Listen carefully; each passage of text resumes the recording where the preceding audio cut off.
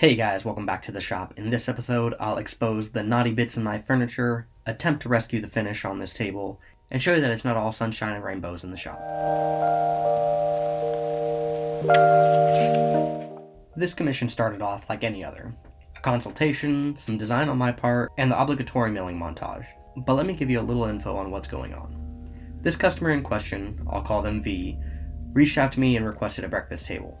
Their space is a little weird and is shaped kind of like a dog leg. So in order to get this table to hopefully seamlessly integrate into their space, we ultimately decided on a table kind of in the shape of Nevada, minus the gambling and brothels. They have some existing benches in the room that they wanted the table to match, and that's where one of the major problems began for me. But we'll get to that later. But first, a word on shop safety.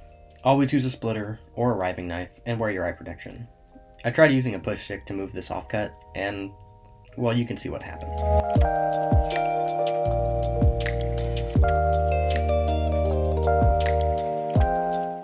As you've seen, I've been milling up this beautiful hard maple, after which I took a little bit of extra time to orient the boards in such a way that they were more pleasing to look at, as well as kind of hit the glue joints, and do a dry run with a clamp to make sure all the joints would close up, which they did. I could then bring them back to my house where I could use the Festool domino to help with alignment while I glued them up on my grungy garage floor.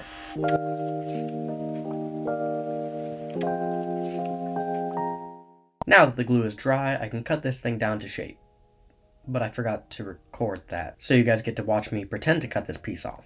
Which is still kind of fun, right? After cutting that giant pizza slice off, I ripped this piece down to its final dimension, only to be greeted with this. If you don't know, this is where those dominoes I put in earlier are showing their ugly faces. Kinda like me at any party I went to in high school. But fixing that is future Tyler's problem. Now that all of the milling and cutting to shape is done, I got to work on inlaying the C-channels that would help keep this table flat. Now I don't know if that actually helps, but at least I can tell the customer I did everything in my power to make sure that this table is as stable as possible. Then I'll use a drill bit to transfer the hole locations over and drill some holes for some threaded inserts.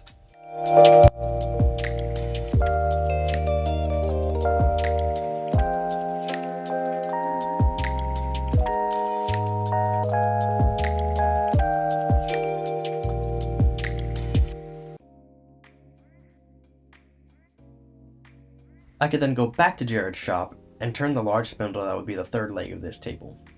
Because of the shape of this thing, I think that the tapered spindle makes sense, and with everything said and done, I think it looks really good. I could rough this thing into shape, and then using a piece of MDF with sandpaper glued to it, I could find the high spots and take them down until the entire leg was one uniform shape.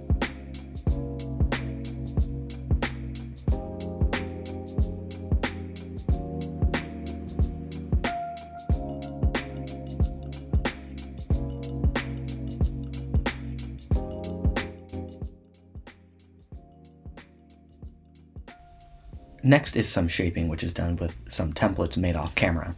I use a pattern bit in the palm router to transfer over the shape of the top, and then flip over the table, and using my large DeWalt plunge router, I can use this top bearing bit to finish up the radius before moving on to this giant chamfer bit. This underbevel gives the appearance of a thinner tabletop, which the customer really wanted. Initially, they wanted something closer to an inch thick, but I was able to convince them to go with a thicker top and incorporate this underbevel to lighten things up. And I think it worked out well in the end. Now that most of the shaping is done, I can go and drill out some holes that will make room for these threaded inserts. I'm not going to go in depth on how to install these because there are a million videos out there on how to do this, so you can just watch one of those. Once all the grooves for the C-channel and attachment plates are routed out off camera, I can go about sanding this monstrosity. This is a real-time video of me sanding this thing, and one thing I notice people making a mistake with is sanding too fast. They'll put the pencil marks down and sand until they're all gone, but just because they're all gone doesn't mean that there aren't swirl marks. It's important that you move very slowly while sanding, about an inch per second, and that will eliminate swirl marks in any of your future projects. This is one of my favorite tools. I think I've shown it before in my tilt top tea table video. If you haven't seen that yet, watch it when you're done here. But it's the Festool hand sanding block, and it attaches to your dust extractor so you don't have all these dust particles floating around while you're hand sanding. It's a godsend, and if it's in your budget, I would definitely recommend it. Now I can go back and fix my screw up with the domino holes. I made this jig off camera, and using a patterning bit and a bit of chisel work, I was able to hog out the waste and inlay the Dutchmans to repair those domino holes.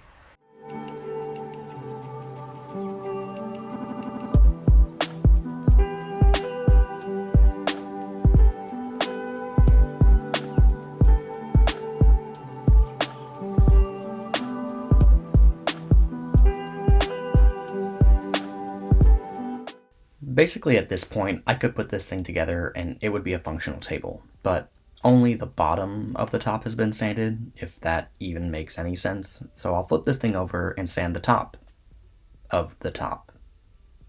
You know what I mean? And this is where things started to really suck. Like a lot of you, I hate sanding. It's the absolute worst, but it's one of those necessary evils. So I will sand, to my heart's discontent. Now, I say this started to suck, and it's not necessarily because of the sanding. Like I'd mentioned at the beginning of the video, the customer had some benches in their breakfast area that they wanted the table to match, and I, being a glutton for punishment, agreed to match it as best as I could. To get the color they wanted, I needed to apply some garnet shellac to get this kind of honey color they were after. But with hand patting on the shellac, I was having a hard time keeping a wet edge, and that resulted in kind of a streaky appearance that I couldn't justify delivering to a customer. So, back to sanding. I ended up buying a Fuji Spray Semi-Pro so I could apply this shellac, and I'd been thinking about getting one for a while, but this was kind of the tipping point.